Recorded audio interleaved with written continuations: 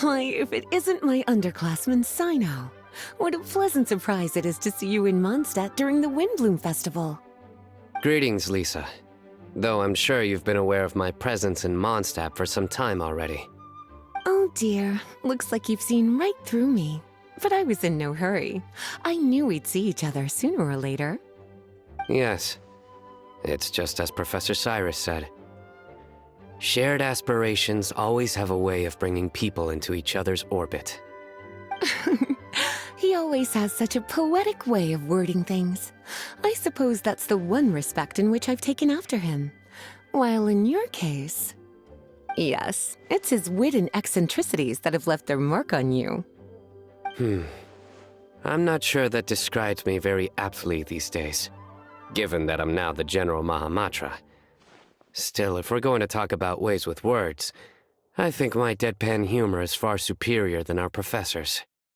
Is that so? Strange. I heard that you're just Cyno the Adventurer when you're in Mondstadt. You make a good point. What do you think of Mondstadt during this time of year? It's quite nice, isn't it? Yes, it's very nice. I think I'm starting to understand your reasons for leaving the academia. I've always prided myself on making wise decisions, and that was certainly one of them. If our professor had been as sensible as you, he would have had a much easier time in his working life. Being stubborn doesn't help anybody. Well, if even you feel comfortable criticizing him now that he's retired, it really goes to show how much he's changed. Stubbornness is an all-too-common vice among scholars.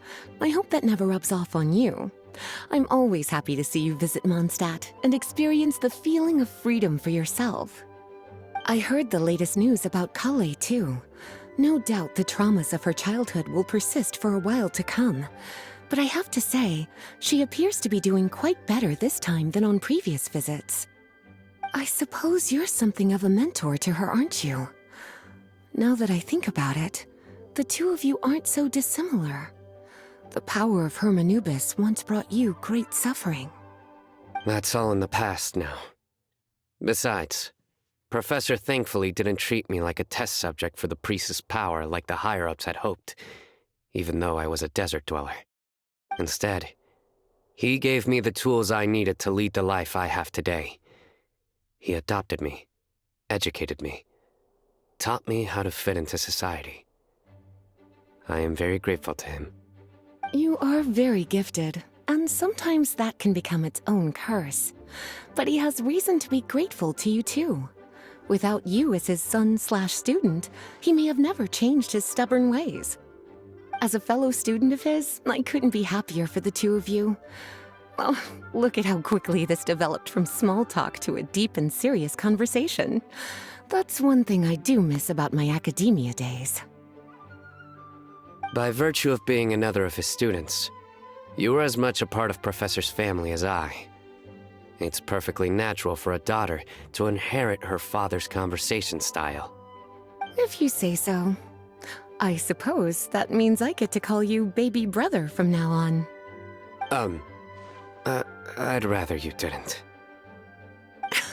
Yes, there's the baby brother I remember.